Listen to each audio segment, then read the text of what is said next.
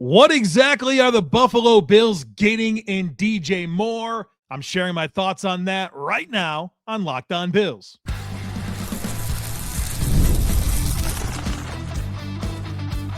You are Locked On Bills, your daily Buffalo Bills podcast. Part of the Locked On Podcast Network, your team every day.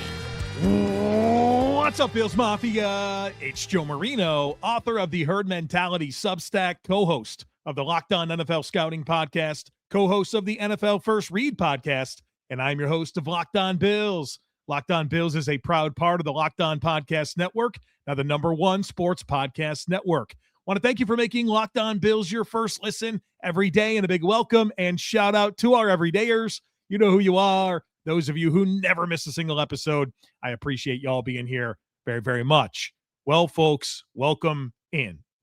We had a chance on Bill Squad on Thursday afternoon to react to the trade of DJ Moore and enjoyed that conversation with Jeremy and Jerry, but I want to expand on it a little bit on this episode. I've now taken the time to study the film from last year for DJ Moore, and I have quite a bit to say about what it revealed to me and really the exact player that the Bills have acquired. I want to tell you what I think about it. And so that's what this episode will do.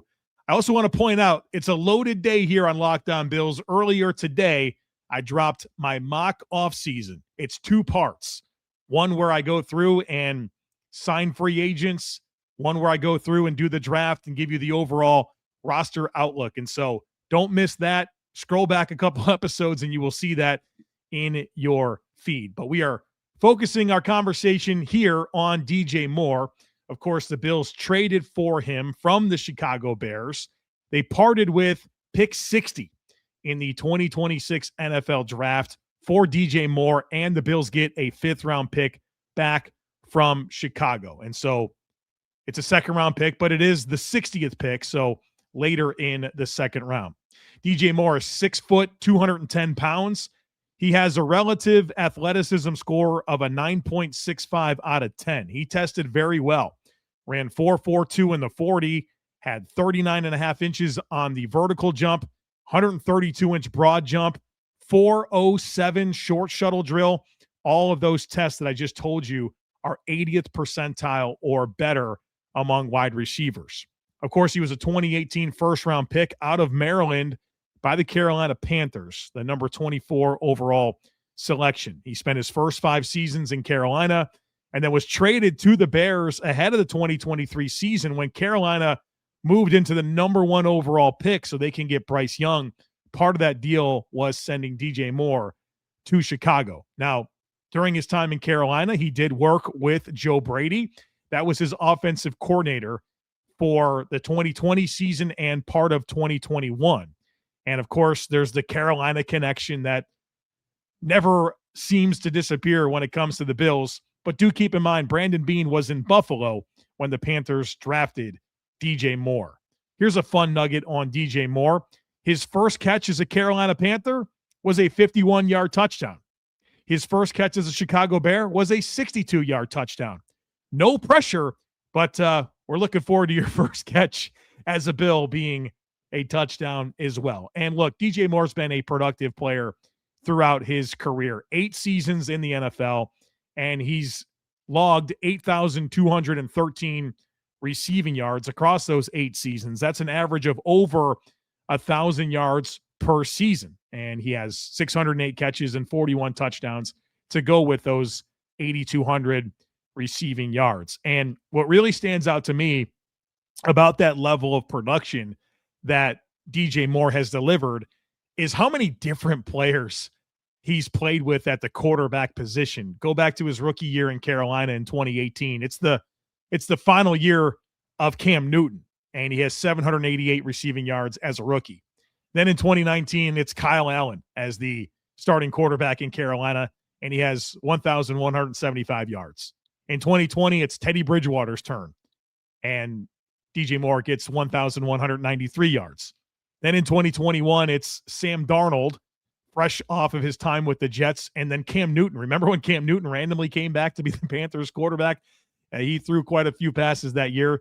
DJ Moore still managed 1,157 yards. Then in 2022, it was Sam Darnold and Baker Mayfield and PJ Walker. They all had over 100 passing attempts that season. DJ Moore had 888 receiving yards. Then he goes to the Bears, and in 2023 with Justin Fields has 1,364 yards. Then in 2024, it's Caleb Williams, a rookie quarterback in Caleb Williams, and DJ Moore has 966 yards. Then in 2025, Caleb Williams got a lot better, but still a lot of accuracy issues, and he had a career low 682 yards in 2025. Something else that really stands out to me about DJ Moore is how durable he's been in the NFL. Across 8 seasons, he's only missed 2 career games. One was with a concussion in 2019, and one was because of COVID. That's it. He's played 131 of a possible 133 career games. And so you love the durability.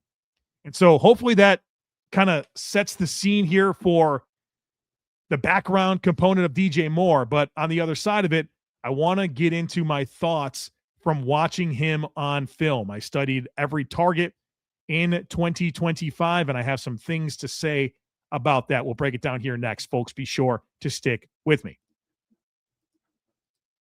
We live in a world where we can stream anything, order food in minutes, and carry supercomputers in our pockets, and somehow buying tickets to a live game still feels complicated. There's hidden fees, jumping prices, endless steps. There's got to be a better way, and there is, and that's why I use the Game Time app. It gives fans the advantage. It makes getting tickets simple, whether it's NFL games, concerts, comedy, whatever you're into. I actually recently jumped into the app to check out tickets for an upcoming comedy event that me and my wife want to go to, and it just took me a couple of minutes. You could see the entire panoramic seat view before you purchase. The price includes all fees, so there's no surprises coming at checkout, and you can even spot zone deals where you pick the section and Game Time picks the seat for extra savings. 2 taps, and you have great seats locked in. Fast, easy, done. So take the guesswork out of buying tickets. Download the Game Time app, create an account, and use code LOCKEDON for $20 off your first purchase. Terms apply. Again, create an account and redeem code LOCKEDON for $20 off. Download Game Time today. All right, folks, welcome back in. Let's get into the film. And I would encourage you to check out the Herd Mentality Substack. It's an outlet that I produce additional written and film content. And before I recorded this podcast, I went through and I put together an entire 2025 target reel for DJ Moore. So you can sit there and watch every target from 2025 back to back to back to back to back. They're all there. And there's also an additional 15-minute video of me breaking down things that stood out. So I pulled out 10 plays and went through the all 22 with voiceover commentary showing you things that really stood out to me. I'd love for you to check that out. Go to thejoemarino.com. There's a link in today's show notes, or you can just type in thejoemarino.com. Go to the Herd Mentality Substack. Become part of it. That also gets you into our Discord channel where we have over 2,000 Bills fans in there. And, of course, we're talking a lot about DJ Moore. We're talking a lot about the Sabres, having a lot of fun there. And it's an awesome community. I go live every single Wednesday night in the Discord, and we have a hangout. It's a lot of fun. So come be part of that. Don't miss out on the Discord. Of course, you get into that through joining the Herd Mentality Substack. All right, so what did the film reveal to me? Let me tell you my favorite parts of DJ Moore. First of all, he's versatile, and I mean that in a number of ways. First of all, by alignment. He can play outside. He can play inside. There are reps that he'll be in the backfield. You can put him all over the field, and he can make an impact. And that's meaningful, right? Like you see that with Jackson Smith and Jigba. He can play slot, he can play outside, he can play in the backfield and create problems for defenses. And I think the Bills have a very versatile player by alignment. You do see him as an X receiver a ton. And we've talked about how important that X receiver role is in a Sean Payton, Joe Brady, Pete Carmichael offense. Marcus Colston, Michael Thomas, Cortland Sutton. And that's kind of missing in Buffalo. Keon Coleman's supposed to be that guy. He's not. DJ Moore can be that guy. You also have versatility in terms of the areas of the field that he is a factor. He's a threat at every level, short, intermediate, deep. He's got yards after catch skill that makes him dangerous on short throws, the intermediate area, he's very savvy at finding space against zone, and he can beat man coverage. And then there's a vertical element to his game as well. So there's a 3-level appeal to where you can throw him the football. He'll work the sideline, really good body control along the sideline, and then he's fearless over the middle. He works the middle of the field a ton. So you love that there's really no limitations for how you can get the football to DJ Moore. I think he's a good route runner. I'm not going to say he's Antonio Brown running routes or he's Devontae Adams running routes, but I think he's an above-average route runner. He knows how to manufacture space for himself. One thing that really stood out when seeing some of the best of his relationship with Caleb Williams were on those in-breakers, like a dig route of about 10 yards of depth. He can work those deep out patterns, and those types of plays should be bread and butter for Josh Allen and DJ Moore. Intermediate range, outbreakers, in-breakers, all day long. And I think that's where his routes were the best. You saw him run, like I said, the outbreakers, the dig routes, slants, deep posts. Those were the best routes that he ran, and I thought he was an available target very consistently when running those routes. One thing I didn't see was a lot of routes where he works back down the stem, so your comeback routes, your curls. I didn't see a ton of that, but a lot of horizontal routes, a lot of vertical routes. It just didn't see a ton of kind of working back down stem. But I think he is an above-average route runner that is very good at leveraging coverage, whether that's zone and kind of knowing where to be available, but also when he's in man coverage to kind of work his route stems to move those corners and then get into that space that he's manufactured. I think he's very good at it.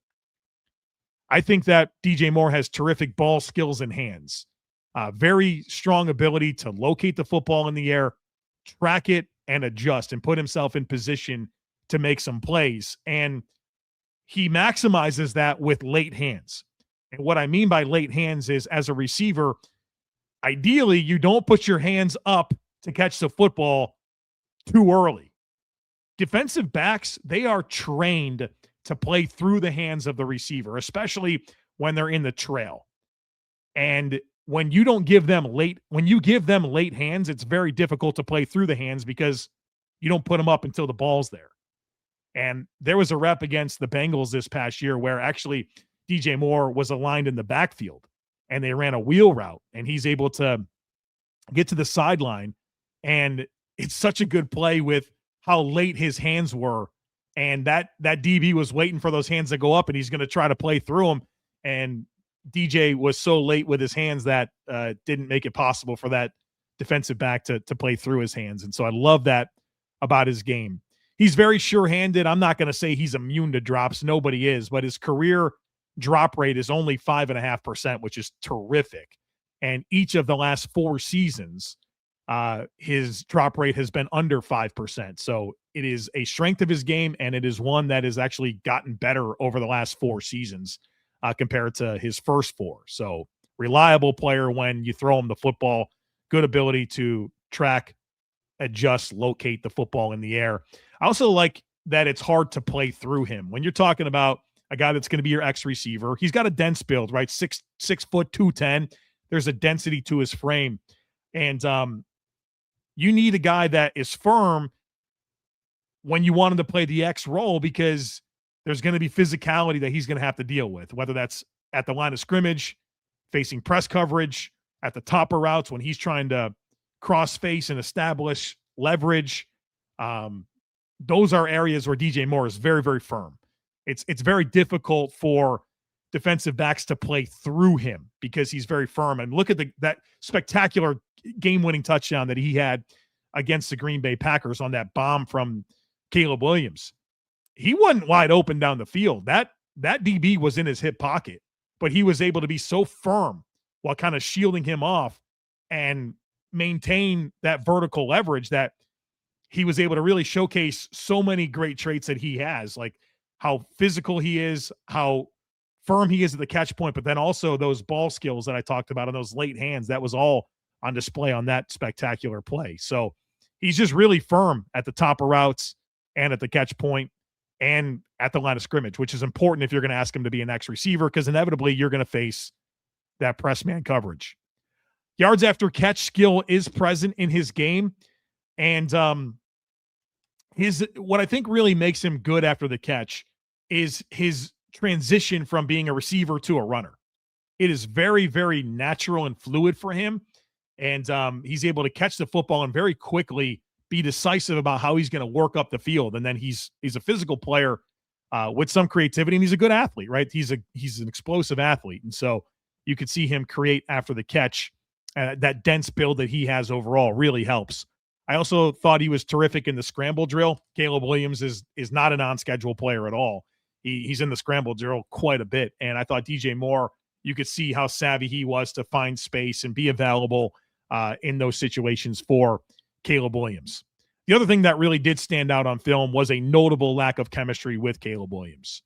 According to the Fantasy Points data sweep, among the 115 receivers and tight ends in 2025 that ran at least 200 routes, DJ Moore's catchable target ranked 89th. So DJ Moore's catchable target rate ranked 89th out of the 115 wide receivers and tight ends that ran 200 routes in 2025. It's all over the tape. He's open down the field and Caleb airmails it, or he one-hops a pass. I mean, Caleb Williams is a dynamic, exciting young quarterback, but he is very inconsistent with ball placement and then just playing on schedule. And that takes away from a player like DJ Moore. So you might hear that there was some frustrations at times. Well, while not only you are kind of in this jammed situation with Roma Dunze and Luther Burden and Colston Loveland, but your quarterback's not throwing the ball to you when you're open. And a lot of times when you're open, it's an airmail throw that you have no chance of catching. It's all over the tape. Watch the film reel. I put it all out there. It's not hard to see. It's probably the most notable theme that you'll notice when watching it is that, yeah, they're not on the same page a lot. Even on some shorter plays, it was against the Ravens, I think, this past year, where DJ Moore is wide open along the back line of the end zone on a short throw. I think it might be from like the 1 or the 2 yard line. I mean, there's no real questions about defenders buzzing down or getting in the way. He is wide open. And Caleb throws the ball like he's going to continue running. He's just standing there like right underneath the goalpost. Just throw it right to him. Instead, he throws it out in front of him and he can't catch the ball. Just a lot of issues with that. And we went through the inventory of quarterbacks he's played with. Josh Allen's going to be the best one. And I mean, it's 8 years in pretty much 7 different quarterbacks, a different quarterback every year. I think he'll enjoy stability with Josh Allen. All right, coming up next, I want to get into some of the concerns here. I've certainly painted a pretty rosy picture of the skill set and his background, a lot of appeal there, but that doesn't mean that there aren't some concerns with this addition. So we'll explore those here next, folks. Be sure to stick with me. It's tax time, but for a lot of us, the old way of doing taxes is a lot. Trying to book an appointment that's not the most convenient, sitting in a waiting room with a stack of papers, emailing back and forth and wondering if they really get your situation. But this year, you're getting a major upgrade. Intuit TurboTax now has in-person locations nationwide.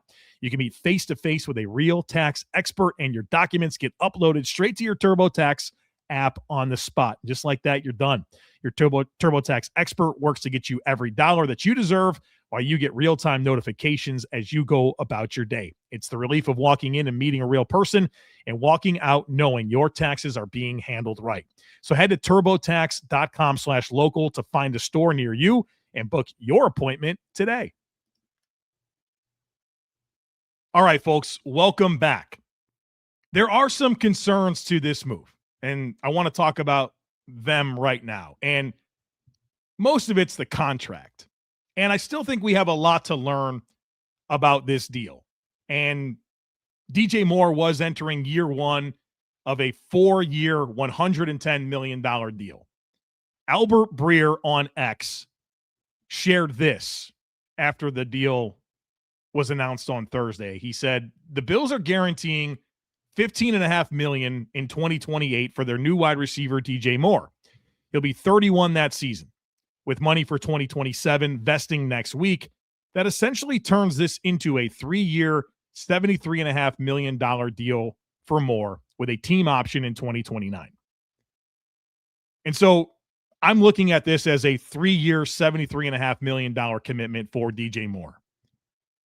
Now, when we first talked about the idea of trading for DJ Moore, the challenge was the contract, because the Bills would have to take on a $24.5 million cap hit in 2026, which is not really something they can do. Of course, the Bills can restructure that deal down, which it sounds like they will or have, to it being only a $6.7 million cap hit in 2026. That's kind of my expectation, that they're going to do that. But ultimately, you're talking about a 3-year, $73.5 million deal. That's $24.5 million a season. If DJ Moore were a free agent right now, I would guess that's probably the deal he would sign. I would think 3 years, $73.5 million, $24.5 million average per year. I think it'd be pretty close to that. So where this becomes, I guess, the concern, it's not that you are committing 3 years and $73.5 million to DJ Moore. I think that's fair. It's that you just didn't buy low here. And I'm not saying that the Bills should have made it their absolute priority to buy low. But given the contract piece here, I figured that there would be a reduced compensation package. If you would have asked me 2 days ago, Joe, what would it take for the Bills to get DJ Moore? I would say probably a 4th-round pick when you consider the contract that they're taking on. Well, obviously I'm wrong about that. It winds up being a 2, again, a late 2, number 60 in the draft. But it's not like you really found like a plus value here with what you gave up to get this player plus the deal. Now, apparently Seattle was in on DJ Moore as well, and so maybe that's what was necessary to get it done. But usually when you have to take on a lot of contract and you're giving the other team a ton of relief, you're not giving up as much. And so I think you can look at this overall trade and say, I'm surprised that there wasn't better value for Buffalo in terms of what they gave up to get DJ Moore. And so DJ Moore turns 29 in April. And basically you need him to be good for the next 3 years, his age 29, 30, and 31 season. Is that possible? I think so. But of course, we've been burned so many times by investing in players and they just get hurt or it doesn't work out, like Von Miller, or you extend Trey White and Matt Milano and they just get hurt. Or you give a decent deal to Michael Hoyt or Josh Palmer and they get hurt. It's an annoying part of what we've had to deal with. And unfortunately, it's like DJ Moore's kind of paying for those sins. Not to mention you gave up pick 60 to get him. So that's where I struggle a little bit with this whole thing. It's not the player. I love the player. I like DJ Moore. I've been a fan of DJ Moore since I watched him at Maryland. He was my wide receiver 1 that year in the draft. Big fan. It's just that I thought there'd be a little bit more value in acquiring him. So what does it mean for the Bills wide receiver core? Well, I think it normalizes the Bills wide receiver core in a lot of ways. Your top 3 options in your passing game, DJ Moore, Dalton Kincaid, Khalil Shakir. And I think that's good. I think the Bills needed some definition there. I've been talking for the last 2 years about chemistry issues for Josh Allen. You know, it's the same type of stuff. And he's not throwing a lot of catchable passes to his most important players. Well, how much of that is you're trying to throw the ball to 8 guys? So I think this will define that a little bit. I'm sure there'll be a role for a Josh Palmer or whatever, Keon Coleman, Dawson Knox, whatever players will be in the mix. But I think establishing your top 3 is helpful in there being more consistency. And so I think it puts everyone in the right spot. I'm not going to say that DJ Moore is like an A-list number 1 receiver. He's not. He's not Justin Jefferson. He's not Jamar Chase. I'm not going to try to sell you on that. But I think he's, at a minimum, an outstanding number 2. And that improves this Buffalo Bills offense and gets the pecking order a little bit more established and in an order that makes more sense. Now, as for the draft, the Bills now have 7 picks, pick 26 in the first round, then pick 91 in the third round. They also have 126, 164, 167, 219, and 227. It could be slightly different. I don't know if the compensatory picks, it might throw those off just a little bit, but that's our expectation. My thought as it relates to the draft is I'm now really thinking the Bills should probably trade out of 26. Move out of the first round and get yourself a few extra picks on day 2. That'd be my goal. And give yourself good opportunities to get some meaningful young talent on this roster. I'm not saying for sure, like obviously you need to be in that moment and know what they'd be trading away from, but just generally speaking, I'm thinking a lot about trading out and giving myself as many opportunities as I can to get meaningful young talent on this roster. And their best way to do that is by trading out of 26. I always like to do this thing where I say what I like about something and what I don't like. It's very simple. What I like about this trade, DJ Moore is a good player. Very much will help this team. I think he's got a skill set that is needed, it's missing, and will help. What I don't like about the deal is that I wish it was for less draft capital and that there was more flexibility with the contract. But go out and be a really good player for the next 3 years, and I don't think we'll have any questions about this. Ultimately, go win the Super Bowl, right? All these conversations that we've had for all these years and the different concerns that everyone has and the things that you think are most important and what somebody else might think is most important, there's like this anxiety through it all because this quarterback that we have, and like they just fired the head coach. They've had 8 playoff runs with Josh Allen, no Super Bowl appearances. We're going to scrutinize everything. We're going to be nervous about everything until it happens. So I certainly hope that this is a critical move in achieving what we all hope for. I really like DJ Moore. He's a good football player. He will help. I just don't know that they got a ton of great value in this trade. All right, folks, there you have it. Some commentary on DJ Moore. I hope that you'll check out the Herd Mentality Substack and check out the film content that I put together as well over there. Tons of content next week, folks. The legal tampering period opens the new league year. There will be a lot to cover. I'll be here for you every step of the way, so don't miss anything. Make sure you're subscribed. Would love it if you took a second to rate, review, and share the podcast. Have a great rest of your day. Go Bills, and I look forward to catching up with you again real soon.